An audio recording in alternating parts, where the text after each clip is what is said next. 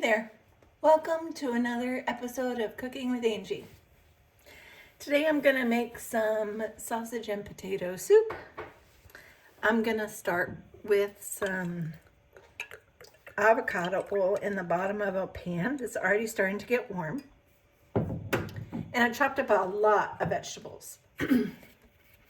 I chopped up a large onion, 2 medium-sized carrots, some celery, a yellow bell pepper, and then a mushrooms, like a 8 ounces container of mushrooms. You see, at the beginning of the year, I said I want to eat a lot of vegetables. And then I ate some of them, but there's a lot left. So we're going to use them up today in this soup. So that's going to take a little bit of time. I'm going to add a little bit of salt.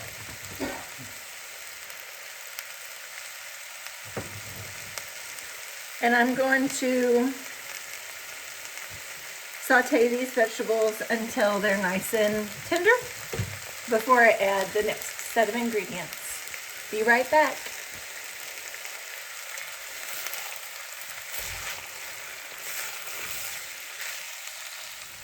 Okay, we're back. These vegetables have been cooking for about 10 minutes and they've released a lot of their liquid, and you can see that the onions are very soft. The carrots still have a bit of a bite to them, but we'll take care of that as we're cooking the rest of it. You'll see.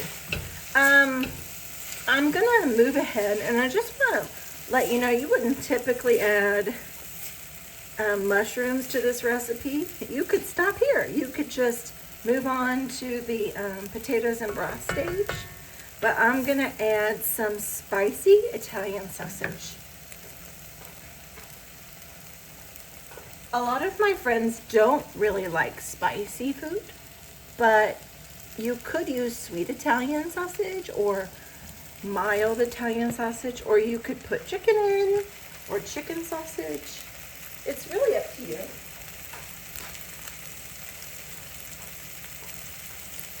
I'm gonna wash my hands while this starts to brown up.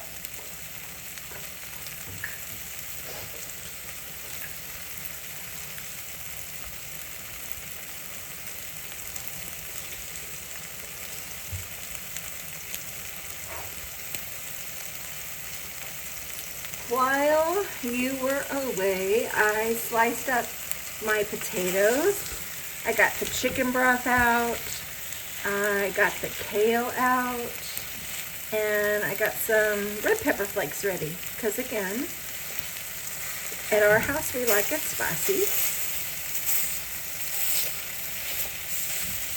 So I'm just going to kind of chop this up and let it sit for a second. And then chop it up a little more, until I have nice little kind of sausage nuggets.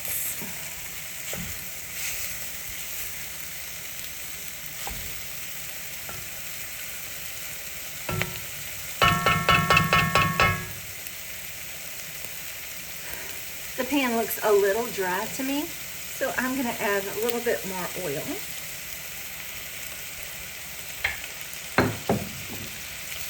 To help that sausage brown.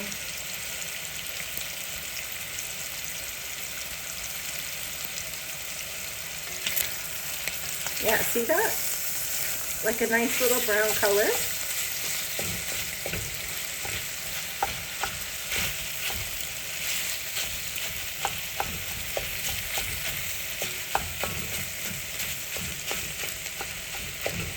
Okay, so this has been on medium-high this whole time. I was, every couple of minutes, stirring up the vegetables to make sure they didn't stick or burn. Now there's a little bit of extra brown stuff here, and that stuff's going to be really tasty in the soup later. It'll come off the bottom, and it'll just kind of color the soup and make it taste good.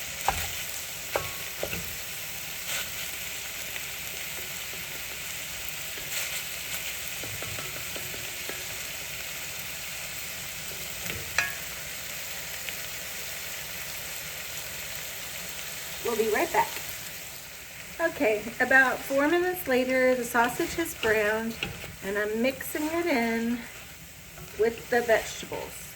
A patient person probably would have made sure each of the vegetables was cooked tender individually, and then took the vegetables out, and then added the meat to cook, and then put it all back together in the pot. But I'm not really a patient person. So, like I said, I have 6 potatoes. These are yellow potatoes, and I sliced them I sliced them in half, and then I sliced them into half moons. Okay, and I'm gonna call it almost a centimeter. Okay, each of those potatoes. We're just gonna stick them in. Okay, and now we're gonna cover it with broth. I have a very large box of broth. It says that there are 6 cups in here. Whoops.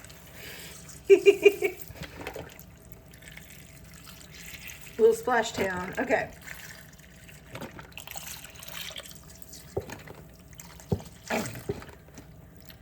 You could use your own broth. You could just add water. It's really up to you. I am going to add more water because, as you can see, the potatoes aren't completely covered. And we really do. This is when the potatoes are going to cook. The starch from the potatoes is going to add to the thickness of the broth. It's going to kind of create a silky texture in the broth. So we need them to be covered. Okay, so I'm adding about 3 more cups of water to these yellow potatoes and the rest of our sausage and vegetables. Perfect. I'm going to bring this to a boil, and then I'm going to reduce it to simmer. Well, it's going to boil for a little bit because those potatoes need to cook in this water, broth, flavorful mixture.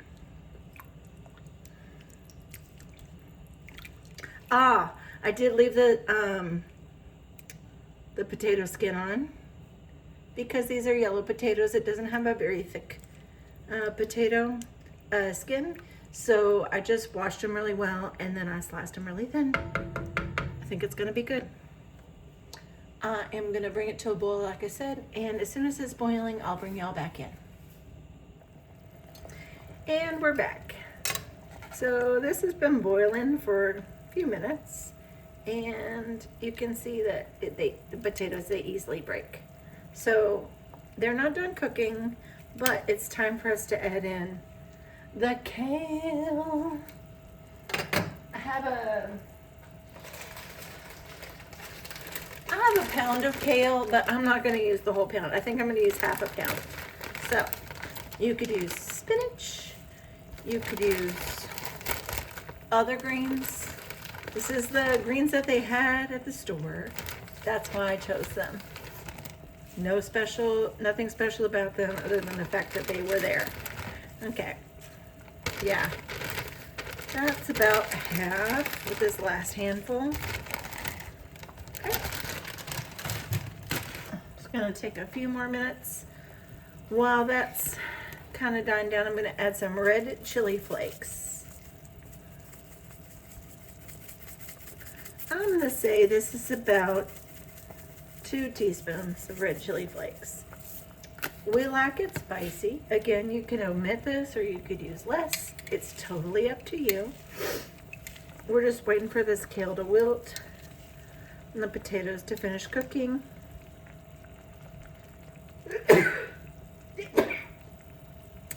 Excuse me. Some of that pepper went up my nose. All right, be careful. Yeah, see, now these carrots are really, woo, soft.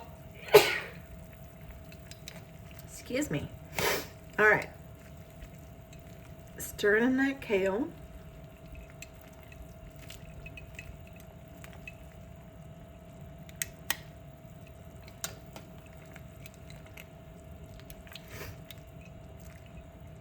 Now, some recipes for this style of soup call for you to add cream right here at the end. but I really don't like cream, so I'm not going to add it. But you don't really want to add the cream and then cook it for a lot longer. So if you choose to add cream, I'd wait about 5 minutes until this kale is a little more wilted. Because kale is so much stronger than spinach, it takes a little longer to get tender. So we're going to give this about 5 more minutes uncovered. And then we'll add some Parmesan cheese at the end.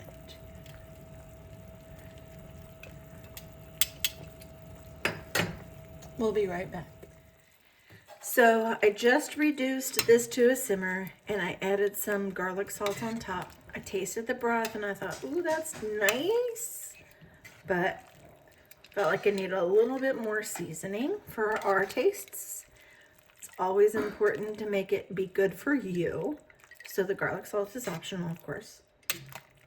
I'm also going to add a little bit of Parmesan now so it can kind of really get in there while this is simmering. I'll let it simmer for about 15 more minutes. After I add the shredded Parmesan that of course I'm getting out of a bag because I'm lazy sometimes. Okay, so that's going to simmer for a while, get nice and delicious. And then after 15 minutes, I'm going to come back, stir it up some more, and then scoop it out into some bowls ready to enjoy. This has been simmering for 20 minutes with the Parmesan on top. Looks really good. I'm going to stir it up.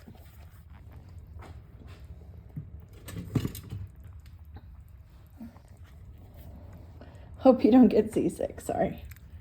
Holding the phone and stirring at the same time is a little bit tricky, but stirring that Parmesan in, it's kind of melty, so it's easier to integrate into the broth. And you can see it kind of changes the color of the broth as well.